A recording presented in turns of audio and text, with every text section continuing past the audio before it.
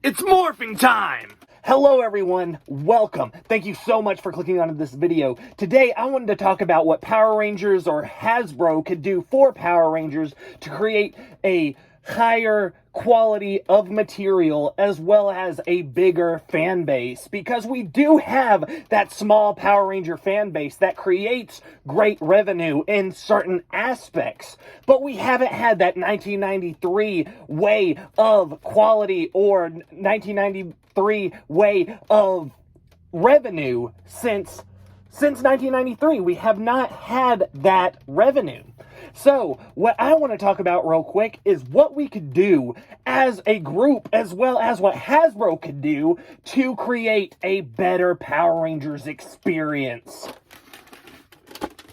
Now, I don't want to talk with the helmet on for too long because I know that the quality of this video won't be that great that way.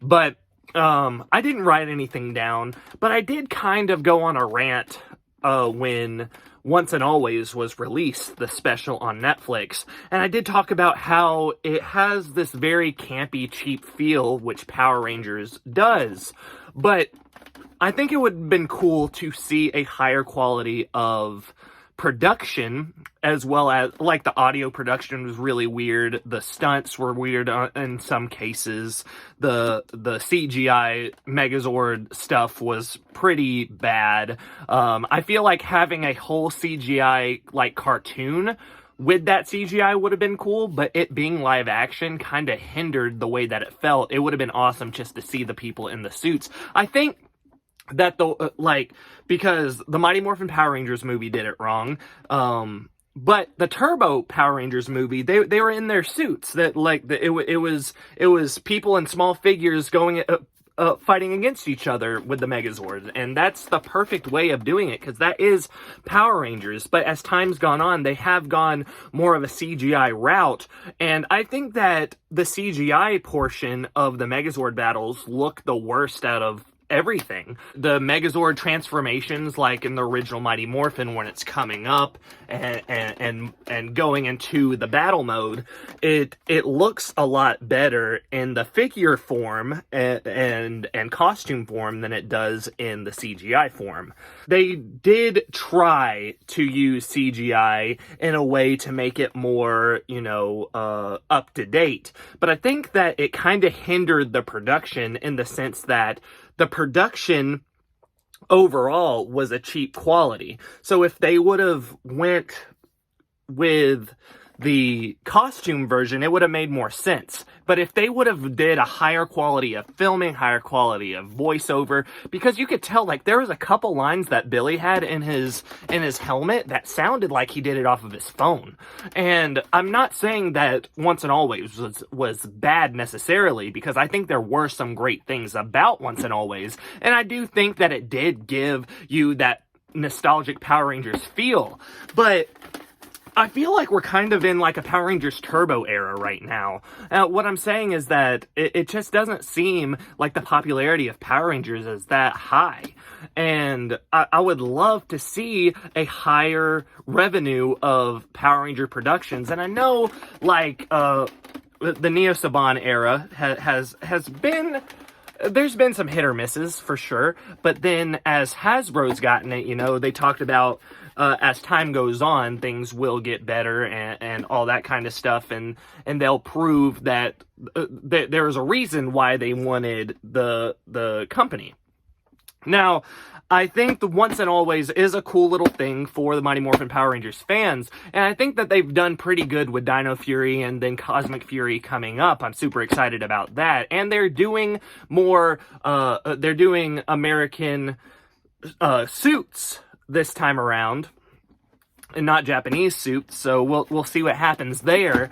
But either way, I do think that I'm more excited about the adult Power Ranger series or whatever they're planning than I am with the regular series right now, because I do feel like there are a lot of times still to this day that the Power Ranger series just is dumbing things down to a sense so kids can understand. But my 7-year-old, a lot of the newer episodes don't isn't as interested as much, because it's like they're dumbing it down for people. She personally likes Lightspeed Rescue because it has a more mature theme, and she absolutely loves it. She's been in love with Lightspeed Rescue for a very long time. So I think that having a more serious theme is very important. The 2017 Power Rangers did try to do like a more serious theme, but also there was these weird mixes of comedy in, which, you know, it is hit or miss when it comes to action comedy, right?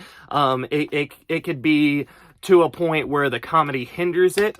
I didn't necessarily think that at the beginning where with the bull made much sense. I don't think that was a very good comedic strategy there, but I do think that there were some awesome comedy bits, and I think that some of it just fell flat.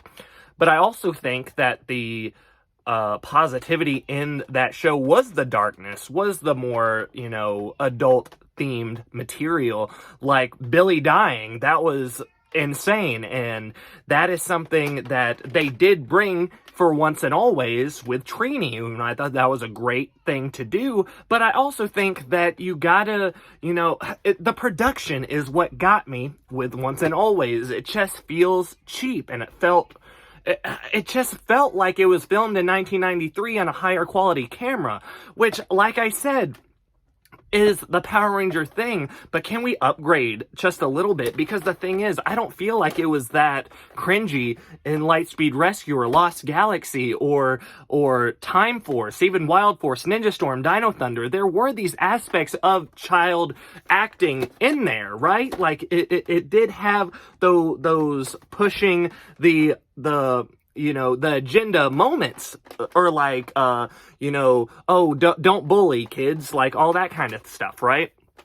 But it did have these serious undertones, and that's super important. And I think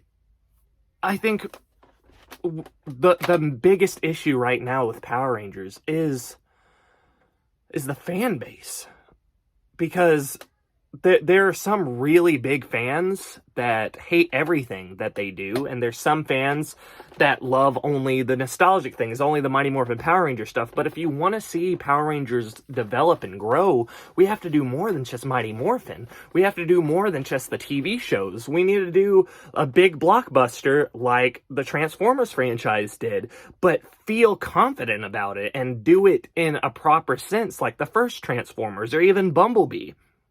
Because there are good ways of doing it. Treat it like a, you know, early MCU film, or all the way up to Endgame, or treat it like a No Way Home. Bring a whole bunch of people, but bring the nostalgic factor, right, for the movies, but not just Mighty Morphin. Bring back people, spend some money, get some people in, because I know Power Rangers is considered like this low budget, easy to make venture, but it doesn't have to be anymore. It's been 30 years. It's been 30 years, and we could push the envelope even further to create a higher quality of series, a higher quality of production, and a higher quality of movies. Because the 2017, yes, it did have a higher budget, but it didn't make very much in the box office, because for some reason it did not hit people's agendas. And the thing is, we have to broaden out to not just the hardcore fans, the hardcore Mighty Morphin fans. We need to bring it to where people just enjoy the series in general by creating something that, you know, not just nostalgic, but it would be awesome to bring, you know, people from Mighty Morphin, but also, you know, Turbo, In Space, Lost Galaxy, Lightspeed Rescue, Dino Thunder, just all throughout the series. Bring a few people in, not just for a movie, but for a series. We could do an adult-ish Netflix series, and showing all these people older and wiser, or struggling, or, you know, going through divorce or something in that sense, to just bring a little oomph in the Power Ranger series. Because personally, I love Power Rangers, and I think it would be awesome to see a more like adult version of it. And I know there's been talks about it through Hasbro to do that. And that's what the Lightning Collection is for the adults, right? Or for the fans that's been around for a long time.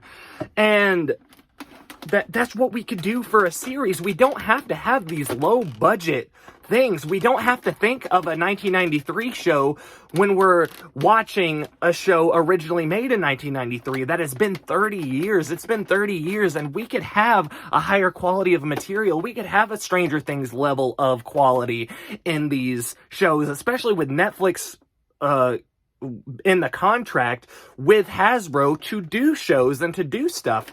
And I'm very hoping that we can get that in the future. But I think I rambled on enough. What do you think? What do you think could create a bigger fan base, to create or to give Hasbro the thought to be able to push more money into Power Rangers? What do you think's going to do it? Do you think more Lightning Collection stuff is what's not making it profitable, or what do you think is not creating a confident mindset for Hasbro? Because I think it could have been way better, the Once and Always special. Like I said, I'm all for the nostalgic factor, but we could have had an hour and a half special and filmed like a real movie instead of filming it like good old Mighty Morphin Power Rangers. I don't know. But either way, it's morphin' time. I hope you have a good one, and I'll see you next time. Goodbye.